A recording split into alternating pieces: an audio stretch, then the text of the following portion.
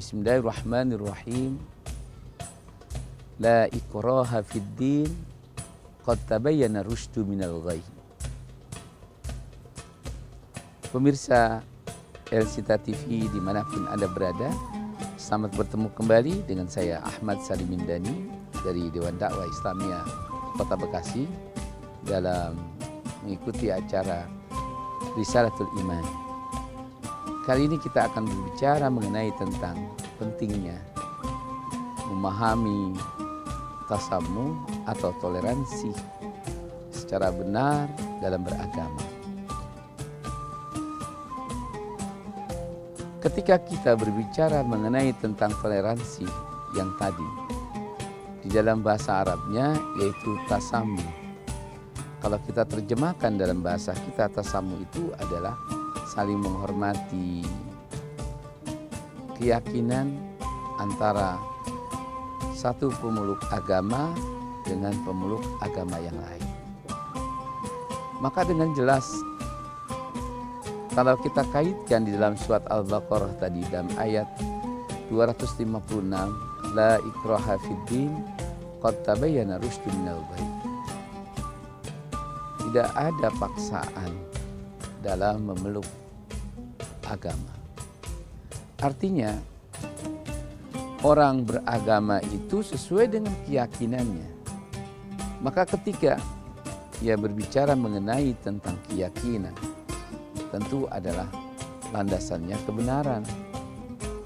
Bagi kita umat Islam tidak ada kebenaran yang mutlak kecuali apa yang datang dari Allah, yaitu di dalam Al-Quran. Lalu bagaimana Allah itu mengajarkan kepada kita mengenai tentang tasamuh ini? Apakah seperti apa yang sering didengungkan, didiskusikan oleh banyak orang di sekitar kita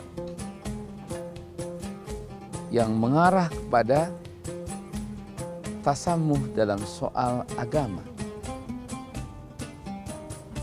Yang artinya kalau tasamuh dalam agama itu kita harus mentolerir segala bentuk keyakinan yang salah pada orang lain, yang dimana ada seolah-olah kita dipaksa untuk meyakini seperti pemeluk agama yang kita anggap agama itu aneh bagi diri kita atau bertentangan dengan keyakinan, ajaran, akidah kita. Apakah boleh kita mentolerir kesalahan ataupun kekurangan ataupun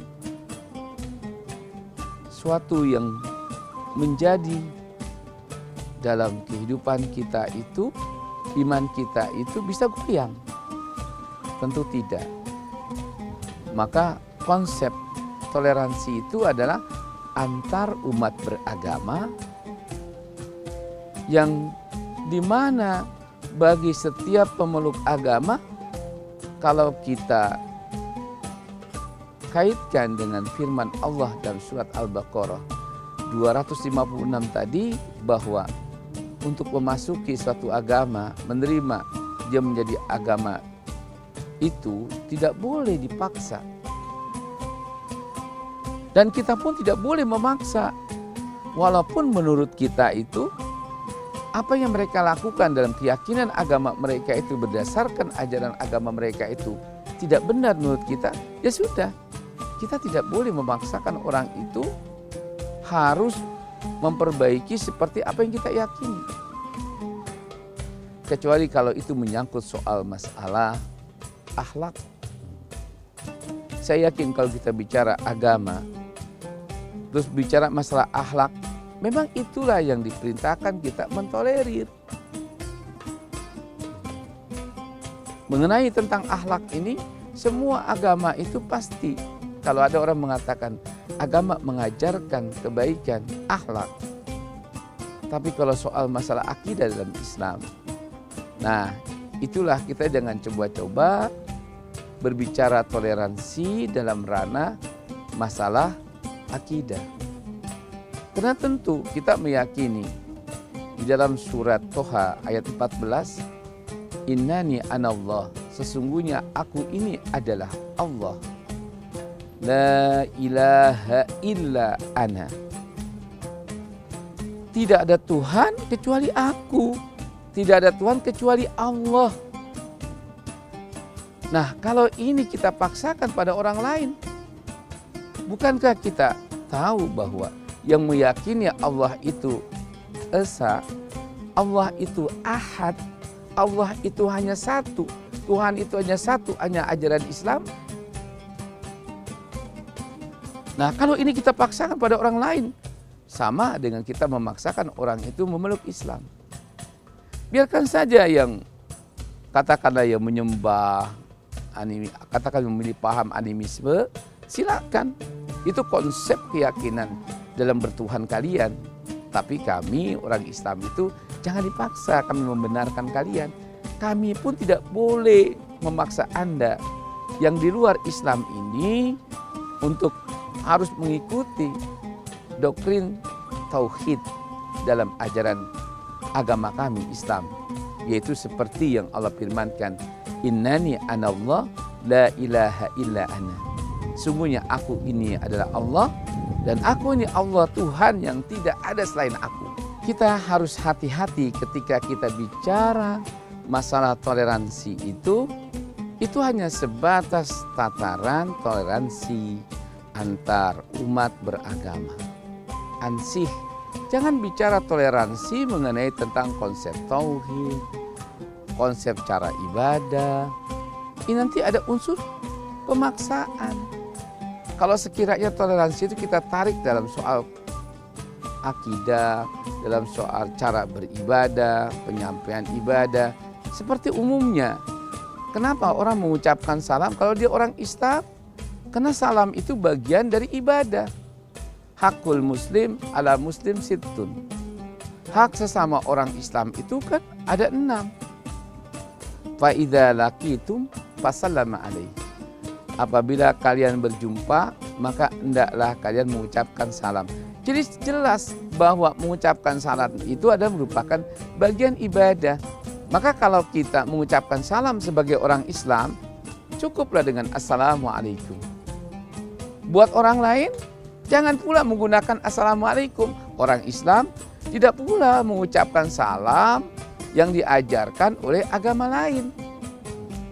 Itu namanya toleransi, mendudukkannya secara benar.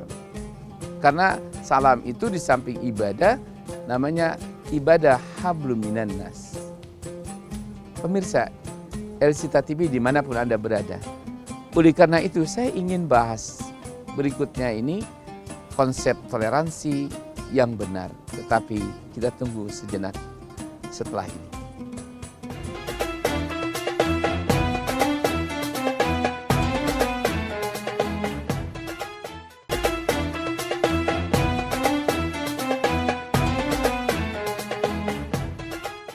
Pemirsa Elsita TV yang dimuliakan Allah. Bicara mengenai tentang at-tasamuh atau toleransi yang dibenarkan dalam Islam itu tadi saya katakan umat Islam harus menghormati umat lain. Dan kita tidak boleh mengganggu ketika mereka melakukan ibadah. Dan kita pun tidak boleh mengatakan bahwa konsep teologi mereka atau konsep tentang tauhid mereka salah. Karena itu menjadi satu keyakinan mereka kalau mereka itu berbeda. Kalau kita dikatakan oleh Allah bahwa tidak ada Tuhan kecuali Allah namanya. Kalau orang lain itu menyebut Tuhannya ada ini, ada itu, itu hak prerogatif mereka.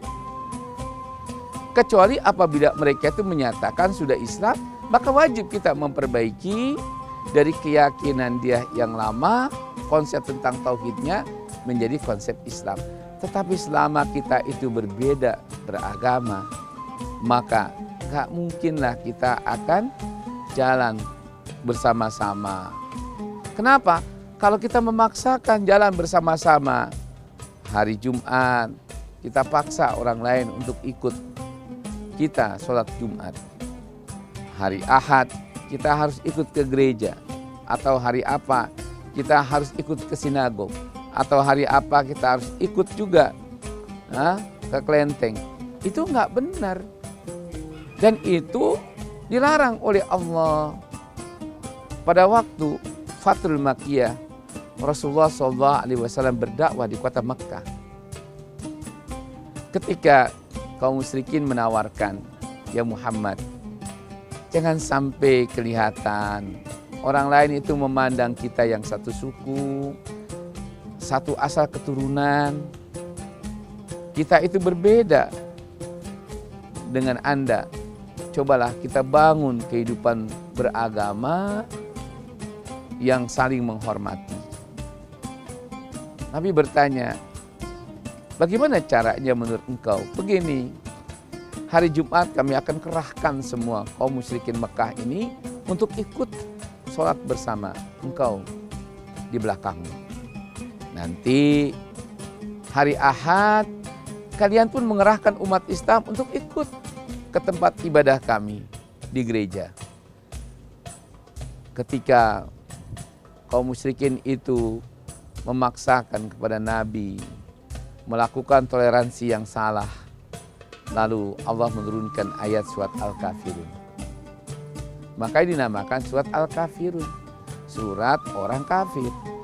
Artinya selain orang mukmin, selain orang Islam, dalam konsep Al-Quran itu adalah apakah dia ahli kitab, apakah dia minal musyrikin, ya, apakah dia seorang ateis, maka dalam Quran itu masuk dalam kategori kafir.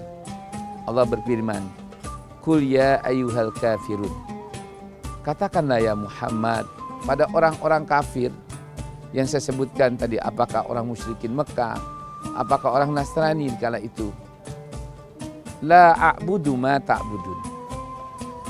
Sekali-kali aku tidak akan beribadah kepada apa yang kau ibadahi. Artinya kami tidak akan mengikuti caramu beribadah. Wala antum abiduna ma a'bud. Dan kamu pun tidak akan kami harapkan dan kami menyuruh kamu untuk kamu juga beribadah sebagaimana kami beribadah. Kalau konteksnya tentang masalah salam, Allah mengatakan, ya Muhammad, ucapkanlah salam. Assalamualaikum warahmatullahi wabarakatuh. Ini adalah bagian dari ajaran Islam. Kalau kita semua orang Islam, ucapkan salam ini. Kami tidak akan memaksa orang lain untuk mengucapkan Assalamualaikum. Dan kamu pun punya cara ketika bertemu orang. Karena ini bagian dari ajaran Islam. Dan Islam pun meyakini setiap agama itu punya akhlak ketika dia bertemu orang. Apakah dengan mengucapkan salam, apakah dengan mengucapkan yang namanya apa gitu ya. Yang pasti orang Islam itu ya gunakanlah cara salam orang Islam. Dan orang Hindu, gunakanlah cara salam orang Hindu yang diajarkan oleh dalam ajaran agama Hindu. Itu yang dimaksud dengan la a'budu ma ta'budun. Ditegaskan lagi oleh Allah, wala antum abiduna ma a'bud. Dan kamu sekali-kali tidak akan juga beribadah apa yang kami jalankan, apa yang kami contohkan dalam ibadah kami. Ujung ayat itu Allah menerangkan, lakum dinukum waliyadin. Dalam Islam itu jelas.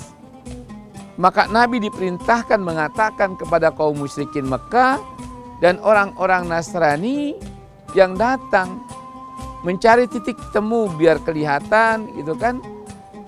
Ada saling menghormati, ada kerukunan antar umat yang berbeda-beda keyakinan agamanya. Tapi Allah turunkan ayat ini. Allah mengatakan, lakum dinukum waliyadin. Sudahlah, cara agamamu kau pelihara. Jangan kau campur-campurkan dengan cara agama kami dalam mengajarkan ibadah. Kami pun akan menjaga, kami pun akan melestarikan seperti yang Allah perintahkan dan Nabi contohkan kepada kami.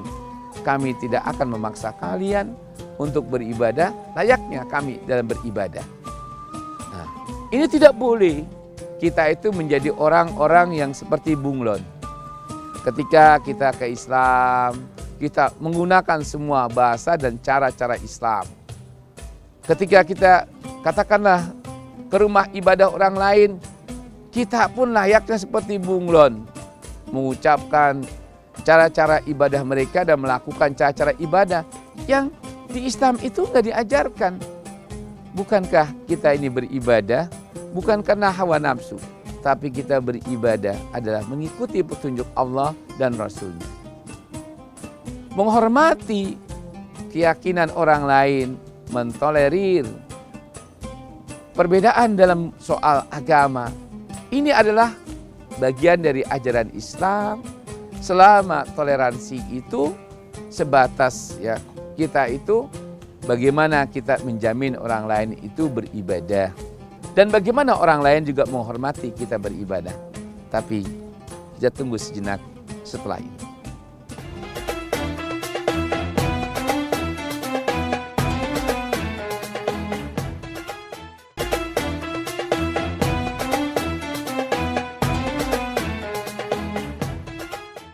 Pemirsa El-Sinta TV yang dimuliakan Allah. Jadi jelaslah dan nampaklah saat ini terjadi kerancuan dalam menjalankan toleransi antar umat beragama. Seorang kiai, seorang ustadz, dia berbicara banyak mengutip ya isi kitab suci yang bukan kitab sucinya. Walaupun dia seorang pejabat tinggi, kan ada di bawahnya itu wakilnya yang beragama sesuai dengan agama yang diakui oleh pemerintah. Ini negara Pancasila. Negara yang menjamin cara kerukunan antar umat beragama tanpa merusak keyakinan orang yang punya agama. Kalau umpamanya di rumah ibadah gitu ya, kok yang jadi khotib yang memberikan kebaktian, ceramah kebaktian itu kok bukan yang punya agama itu. Walaupun dia seorang profesor doktor teologi yang mengerti berbagai macam agama, kalau dalam Islam itu kabura maqtan indallahi alladzi taquluna ma la taf'alun.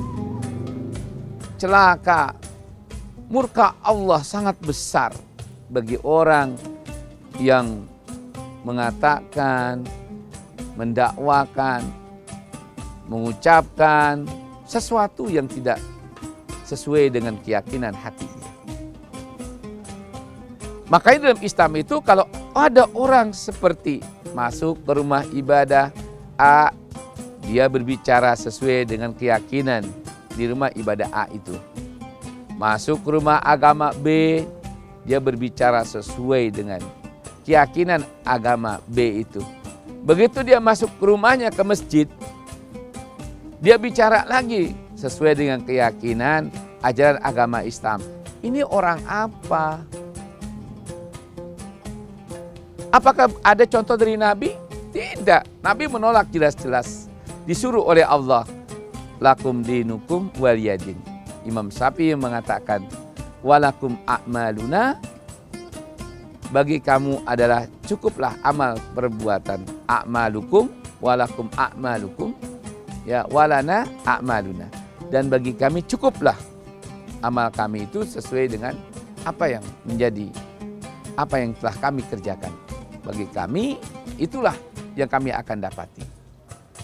Maksudnya dalam ucapan lakum dinukum waliyadin ini ada makna yang tersirat yang lebih dalam. Makna itu adalah inilah cara Allah memberikan petunjuk kepada kita. Jangan sampai tasamuh itu menjadi suatu barang yang penuh tipu muslihat dari kekuatan agama lain. Karena Islam itu memerintahkan dalam dakwah itu, setelah Allah menelaskan fasda bima tu'mar, maka sampaikanlah secara detail dan terang-terangan, terbuka apa yang telah diperintahkan oleh Allah kepadamu. Jadi kita tidak boleh umpamanya seperti musang berbulu domba, musang berbulu ayam, tidak boleh. Agar orang itu agar ikut kita, lalu kita pertama menjadi musang dulu, ya kan? Tapi dengan pakaian musang ini berbulu seperti yang akan diterkam. Tidak boleh dalam Islam itu.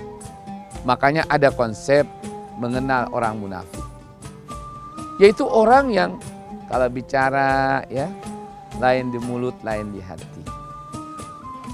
Kalau bicara mereka itu selalu disenderkan dengan pretensi, tujuan-tujuan buruk, yaitu untuk memperdaya dan untuk menghalang-halangi orang lain. Dan ini bukan konsep toleransi yang diajarkan oleh Allah dan Rasul-Nya. Karena yang mempraktikkan surat Al-Kafirun itu Nabi sudah. Ternyata terjalinlah hubungan dengan baik dan orang itu bisa mengenal. Kan dalam Islam dikatakan innamal mu'minuna ikhwah. Sesama orang mukmin itu bersaudara.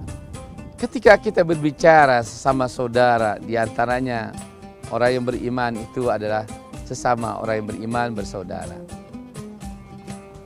Dan dalam berbangsa, semua kita yang berbeda agama itu adalah kita disatukan persaudaraan itu dalam bentuk kenegaraan. Kita bernaung di bawah negara NKRI, maka punya kewajiban kita untuk saling menjaga hak-hak sama kita sebagai warga negara. Nah itulah Pak. Jadi tidak harus kita itu masuk pada satu golongan untuk membangun persaudaraan. Cukup untuk saling menghormati hak-hak sesama kita. Maka ketika kita bicara mengenai tentang toleransi antar beragama, maka wujudkanlah kalau memang kita ini berbicara toleransi antar umat beragama tidak semu itu, wujudkan dalam bentuk yang real. Apa umpamanya? Orang Islam ya tidak mengganggu orang di luar Islam. Orang di luar Islam pun tidak pula mereka mengganggu orang-orang Islam. Sekalipun menurut mereka itu keyakinan ajaran Islam itu sangat mengganggu mereka. Saya pikir keyakinan itu perlu didiskusikan. Apa umpamanya? Ada catatan yang paling miris saat ini. Ajaran Islam yang justru itu dicontohkan, diperintahkan oleh Allah, dicontohkan oleh Nabi melakukannya, konsep jihad. Jadi orang kafir tidak boleh mengatakan bahwa konsep ajaran Islam mengenai tentang jihad itu intoleransi. Itu tidak boleh. Kenapa? Karena ayat mengenai tentang jihad itu adalah seperti Allah berfirman dalam surat At-Taubah, wajahidu fi sabilillahi bi amwalikum wa anfusikum. Berjihadlah kamu dengan jiwamu, dengan hartamu. Jadi kalau kita larang orang Islam mau bicara mengenai tentang jihad, kalau jihad itu untuk menciptakan kehidupan yang saling menghormati, saling menjaga hak-hak sama kita, untuk melawan orang-orang yang melakukan tindakan perbuatan zalim, apakah tidak menguntungkan kalau toleransi itu saling menghormati tentang konsep ajaran yang dianggap tadi kata orang intoleransi, padahal dalam Islam itu jihad itu adalah diperintahkan oleh Allah dalam rangka untuk menjaga eksistensi atau keberadaan kehidupan kita. Sampai di sini dulu. Insya Allah kita akan teruskan mengenai tentang contoh-contoh menjaga toleransi antar umat beragama dengan tadi tidak saling menjelekkan, saling menjegal. Satu, antara umat dengan umat lain menjalankan keyakinannya. Yang penting dalam Islam itu fastabiqul khairat. Berlomba-lombalah kamu dalam melakukan perbuatan yang baik. Demikian, billahi taufiq wal hidayah. Wassalamualaikum warahmatullahi wabarakatuh.